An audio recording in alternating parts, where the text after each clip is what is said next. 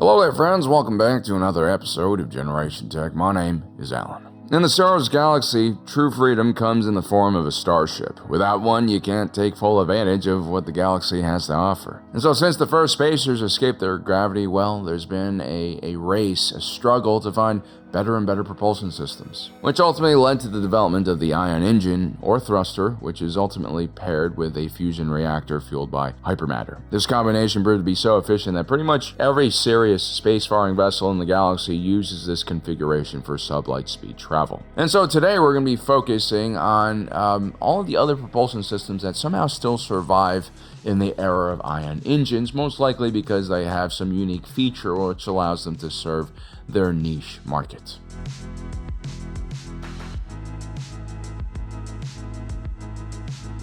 Count Dooku is perhaps one of the most refined villains in the Star Wars galaxy. Everything from his wardrobe, to how he speaks, to his Form 2 Makasi dueling technique drips with class. And this extends to his personal craft as well, a heavily modified Ponwerka 116 class interstellar sloop, gifted to him by Archduke Poggle the Lesser. The ship itself features no thrusters and is instead powered by a solar sail based on ancient Greek technology. This is actually technology we are pursuing on Earth as well. Basically, you create this gigantic sail out of some type of reflective material, and that catches the photons or solar pressure from nearby stars and propels the craft forward. Now, Dooku's solar sailor is a bit more advanced than the hypothetical solar sails we're trying to create here on Earth. I think the sails we're trying to create here on Earth are massive, like the size of, small asteroids or maybe even the size of the moon. They have to be pretty big to capture enough energy, basically. But Dooku's obviously is not that big because the materials he's using are far more advanced. We're not exactly sure what this material is, but it's extremely lightweight and it's able to reflect otherwise undetectable super light emissions. This means this ship does not require any onboard UV or photon cannon that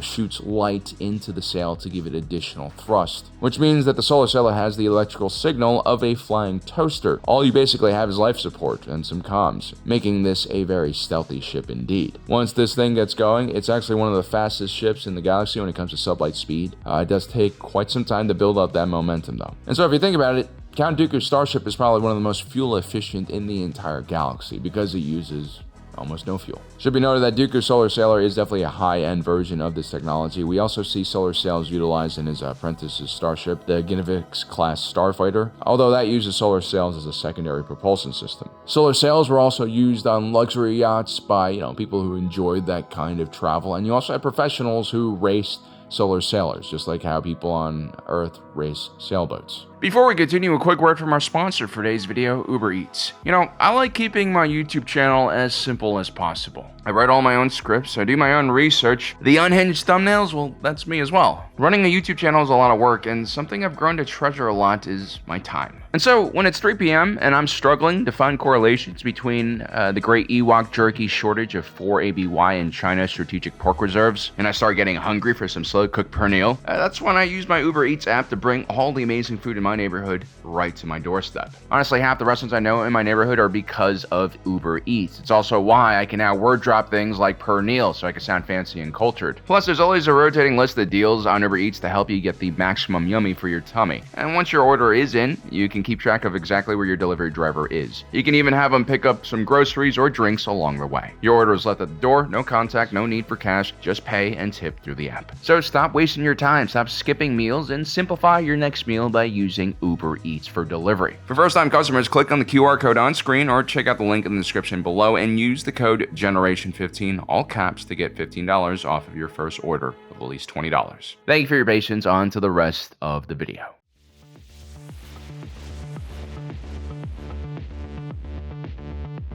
So we just took a look at one of the most efficient propulsion systems in the galaxy. Now, let's take a look at one of the least efficient. The Hardcell class interstellar transport used by Techno-Union executives. The Hardcell was considered a status symbol for the Skakoan leadership, and it was equipped with 6 reusable rocket boosters. You can actually see the fuel cells for the boosters located at the midsection of the rocket, which is actually a very easy place to target if you're trying to destroy the ship with, minimal effort. Basically, the Hardcell is not designed for frontline combat. It's more of like a cargo ship that also It doubles as kind of like a business travel vessel that also allows you to entertain clients. It's quite an antiquated design though, and it requires a lot of maintenance, and there are fuel costs associated to the ship as well. But maybe that's why the Techno Union liked it. The idea is you had to be rich enough to afford actually operating this thing. And unlike most starships, the Hardcell had no repulsor lift, so there's no anti-gravity technology, which means you have to escape a planet's gravity well the old way by, reaching that escape velocity, which is pretty fast. And I'm sure that's not something that most passengers on starships in Star Wars are used to. Again, anti-gravity repulsor lifts allow you to just glide out of a planet's gravity well without feeling much turbulence at all. You're not really going that fast. You don't need to. I imagine taking off in a Hardcell is similar to being on like one of the Apollo missions. It's a lot of G-force. Imagine one day when EVs have taken over because of their simplicity, performance, and ease of manufacturing. Owning an internal combustion vehicle will be like owning a Hardcell. It's a real flex because not only will it be expensive, rare, it might even be illegal. Like heck, they might not even let you drive your own cars, which makes me really just want to, go after a few dream cars of mine. Like an old 911 with a stick shift, maybe an old Mustang, Corvette Stingray, stuff like that. My own personal fleet of Hardcells.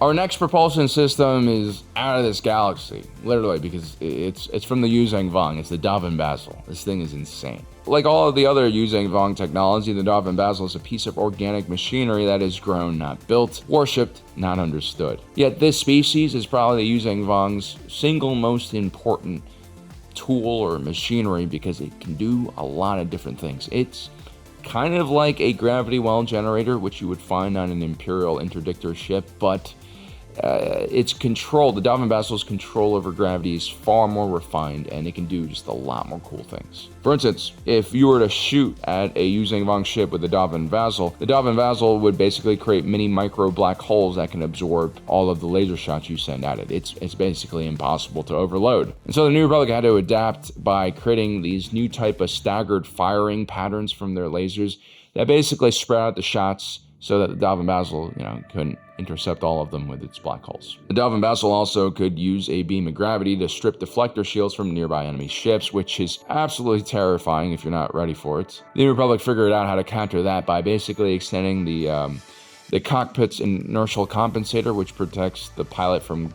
gravitational forces. They basically expanded that anti-gravity bubble, can't speak, around the entire shield, protecting it. I know the Yuuzhan Vong arc is hated by a lot of fans, but first contact between two different galaxies led to some truly interesting clashes and innovations in technology and culture. My favorite part is when Lando Calrissian finds out that the Yuuzhan Vong considered machines blasphemy, and he designs all of these like super droids that look and move just like the Yuuzhan Vong warriors. He trolled the Yuuzhan Vong so hard and got a lot of them distracted and killed. You should definitely check out the New Jedi Order series, which has the Yuuzhan Vong, and it's wild. There's no Star Wars like it at all. But anyway, back to Davin Basel's. Davin Basel's primary function is to actually push a ship forward at sublight speeds, and it does this by kind of tractor beaming onto different objects around it. This allowed the vehicle to perform physics-defying maneuvers and, turn on a dime, making it very hard to predict in a dogfight. And lastly, the Davin Basel could even bend the fabric of space, allowing for the Yuuzhan Vong's version of FTL travel. The Davin Basel is truly one of the most fascinating organic machines ever devised. Its only weakness, well, in the cold expanse between galaxies, the Davin Basels couldn't really lock onto anything with its gravitational field, and so it actually couldn't travel at FTL speeds between galaxies. Instead, they had to just drift along at sublight speeds. This journey took many generations. This is probably why the Yuuzhan Vong were so pissed and religiously fanatic, by the end of it, because they barely made it, man.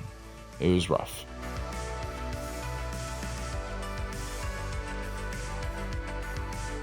Yeah, so Gungan subs use the power of to glide through the oceans. Blah, blah, blah, blah, blah.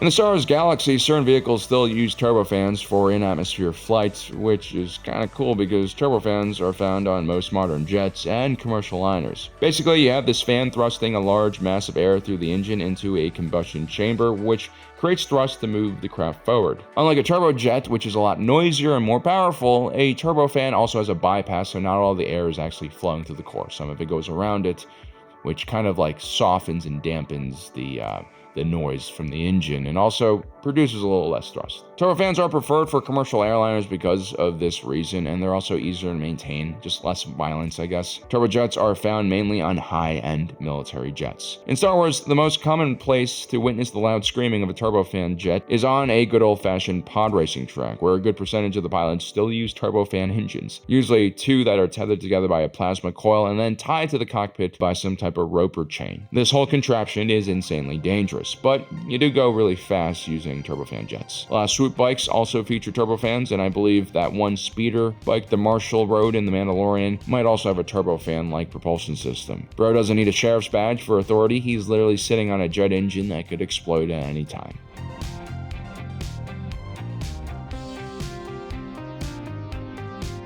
Next up, we have the Sublight acceleration motor, which is a device that basically doubles the output of Sublight engines for a short boost. Originally, ships like the New Republic's K-Wing Assault Starfighter and the Imperial Missile Boat used this device. Basically, it diverts energy from the weapon systems to the thrusters, creating a very unnatural boost in speed. The K-Wing and Imperial Missile Boat are great candidates for this system because both ships are kind of bulky and robust, and they're kind of slow, but they have large power plants on board to provide the juice necessary for a slam. Kind of reminds me of what happens with Pelimoto's modified N1 that she built for Din Djarin, although that thing included much more fancy aftermarket modifications.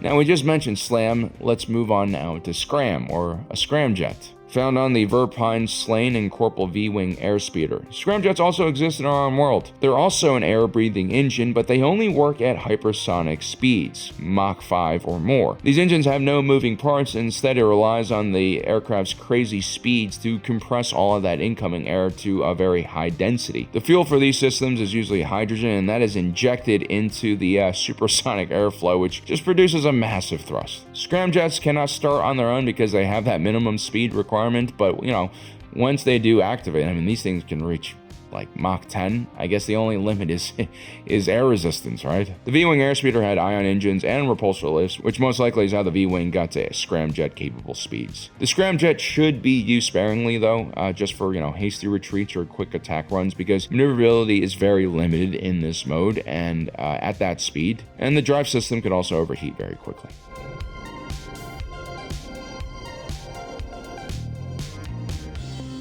You know why the Trade Federation invaded Naboo?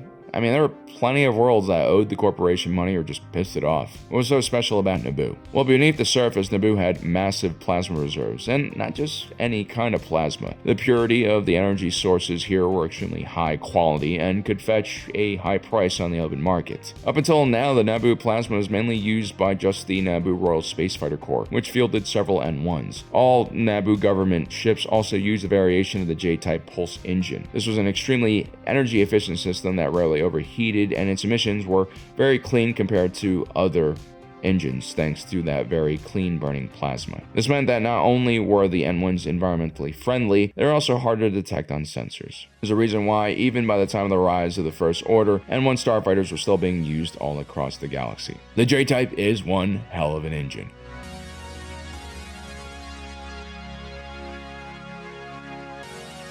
During the Old Republic period, the Sith would often use these ships known as Sith meditation spheres. Not much is known about these vessels, as they seem to be almost sentient and alive and extremely powerful in the Force. But basically, when a powerful Sith Lord utilized one of these ships, he could amplify his own Force powers and communicate with entire armies, coordinate their actions, and boost morale. Some very powerful Sith Lords could even create phantom armies. You know how Luke projected his kind of image onto another world when he was fighting Kylo Ren on Crate? Well, imagine that, but times 1,000. Some Sith illusions were so powerful that they could actually create illusions that damaged the enemy force. So this was literally a force multiplier. And so, battlefield meditation oftentimes could turn the entire tide of a conflict. The Sith were masters at this technique. Now, the meditation sphere itself could be moved using traditional propulsion, but sometimes a Sith Lord could also stealthily move it along by just using the Force with all of its systems turned off. The Jedi also used special types of starfighters like the Delta 7 Ether Sprite or Luke's Stealth X ship, which lacked a lot of traditional sensors and pilot aids. The pilots were expected instead to use the Force to navigate. In ancient times, Force users were even used to guide ships through hyperspace and around gravitational anomalies.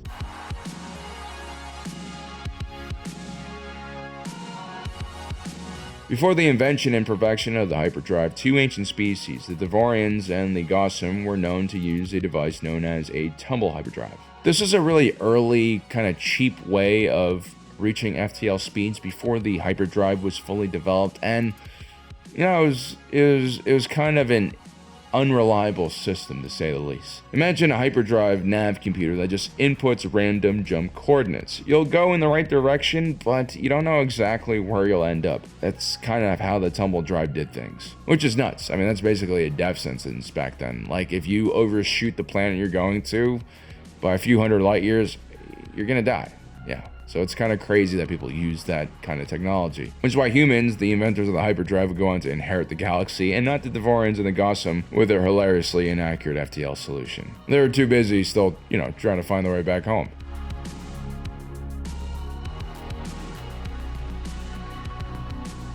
The Geonosian Nantex tractor field propulsion system is found on most Geonosian starfighters, and it basically works like the Yuuzhan Vong Basil. The Nantex-class territorial defense starfighter had this system, and this included over 100 miniature tractor beams surrounding the hull of the ship. This allowed the ship to lock onto enemy targets. It also allowed them to grapple onto enemy fighters, and in situations where they need it, the tractor field propulsion system could also be used to move the ship faster, or just help it to be more maneuverable. This is truly a very innovative way to control a starship. So there you have it, guys. Those are some of the more interesting propulsion systems in the Star Wars galaxy. I hope you enjoyed today's video. If you did, don't forget to subscribe, hit that notification button down below so you don't miss out on the rest of our awesome content. As usual, my name is Alan, reminding you that my allegiance is to the Republic, to democracy. I'll see you next time.